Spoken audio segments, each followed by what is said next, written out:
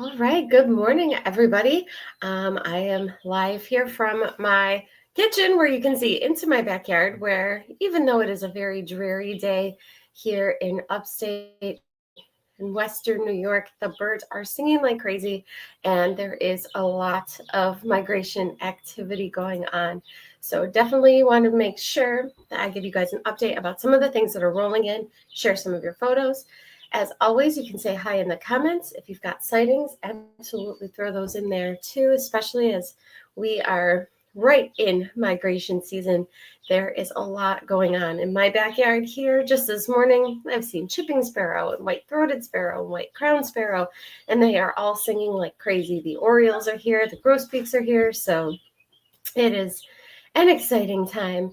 If you are in the area today, we've got Birdhouse Brewing is going to be at the store from 1 to 3, so stop on by for a tasting with them. They will be there today, and then tomorrow we have a trunk show going on with Finger Lakes Stained Glass, and she does way more than just stained glass. She does a lot of beautiful fused glass like the picture here, so she will be doing a trunk show tomorrow at the store from 10 until 2. So we've got some fun stuff going on at the store all weekend long. And we are, of course, fully stocked with everything that you need to attract some of these beautiful migratory birds. And it is also mason bee time. Mason bees are buzzing around. They are coming out of their holes from the fall and from the winter. They're chewing through those little caps of mud, and they are going out into the world and pollinating and starting that process all over again. So if you don't have your mason bee house out, now is absolutely the time to put it out, and they are going to be starting that egg laying process again. So you'll start to see your mason bee houses starting to cap off again with mud as the females start to do that egg laying process again. So here's some pictures from my yard of some of them emerging, and then there's a little mason bee there. So they are definitely starting to emerge. They are out there in the world. So get your mason bee houses out there too.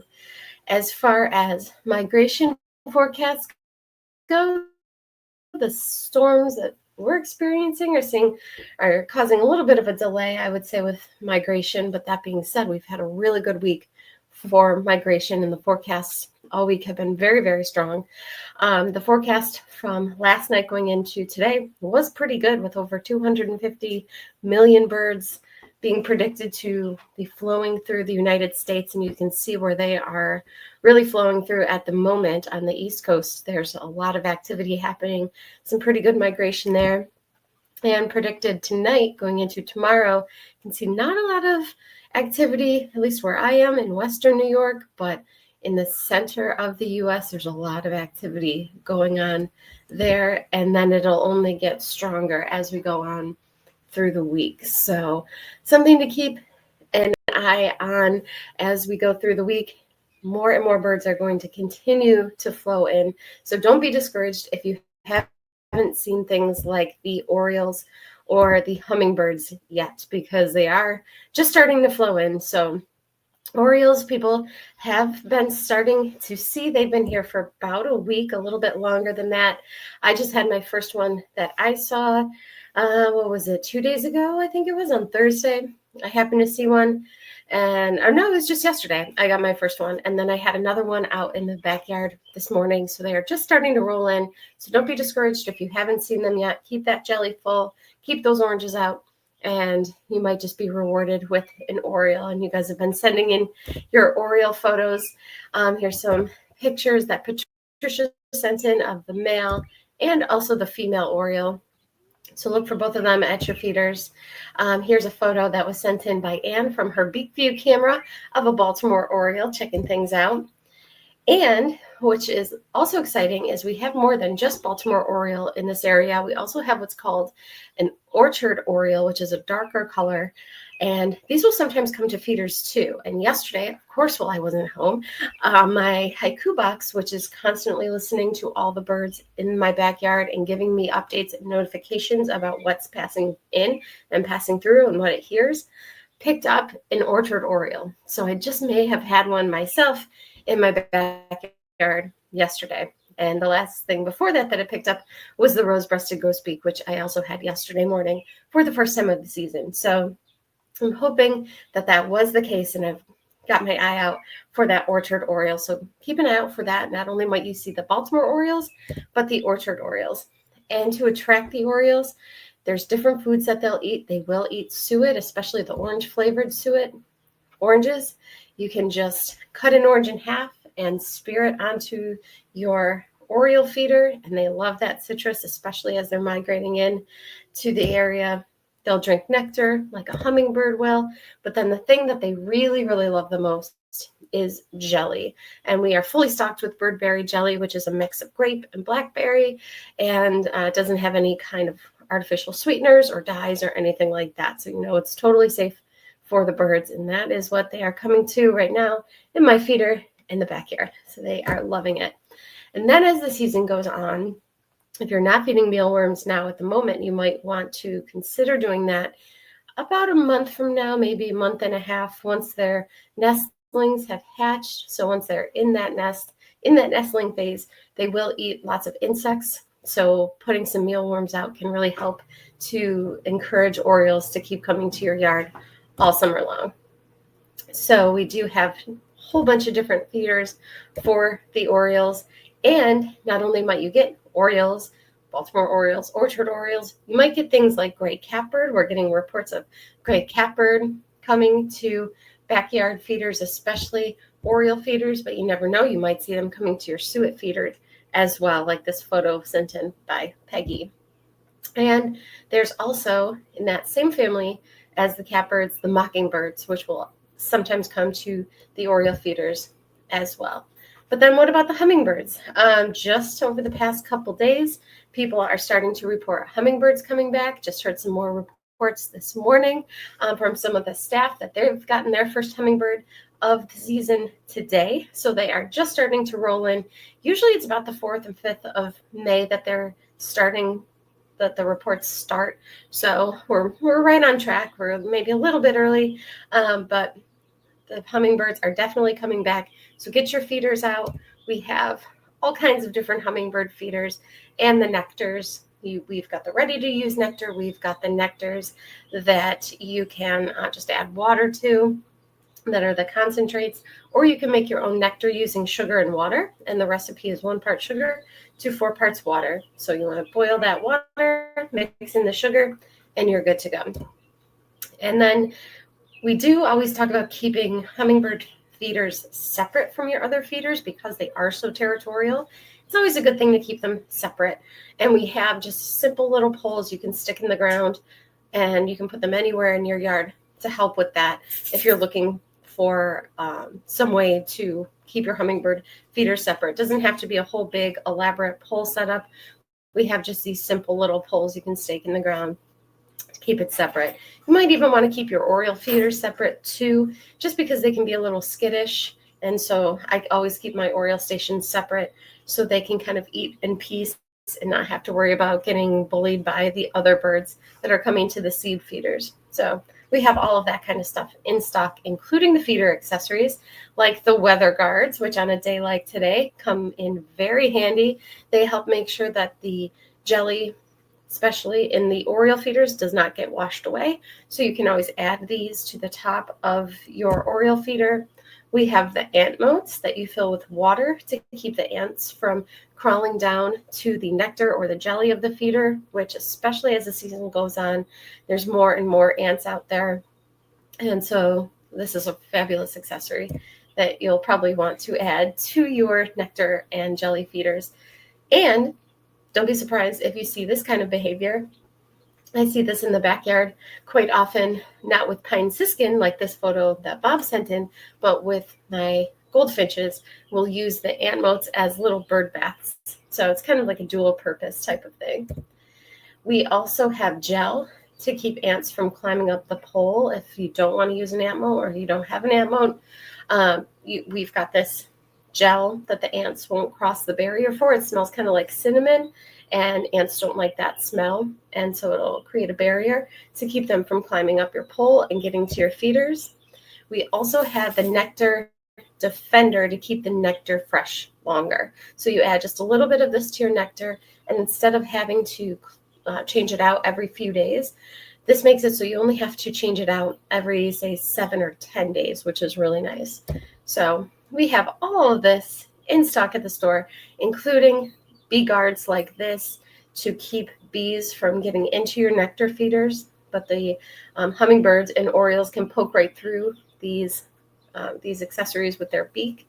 So we've got all this kind of stuff, including the fake wasp nests, which we've talked about before, that mimic bald-faced hornet's nest. The picture on the right is an actual bald-faced hornet's nest, and on the left is kind of a mimic of that, or a decoy, if you will.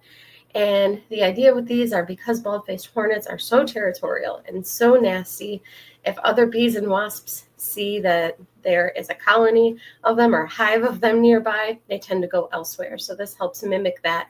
You can put these by the feeders, and the bees and wasps tend to go elsewhere. So some other bird updates. Eastern bluebird, we've got reports of eastern bluebirds actively nesting. They are sitting on eggs.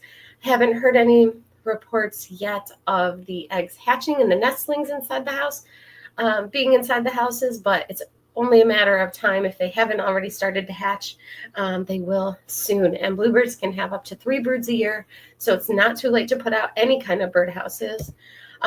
There's a lot of birds looking for places to nest right now. Here's a picture from my backyard of the nesting ball when it was still when it still had nesting material in it. It just got depleted, so I've got to get a new one.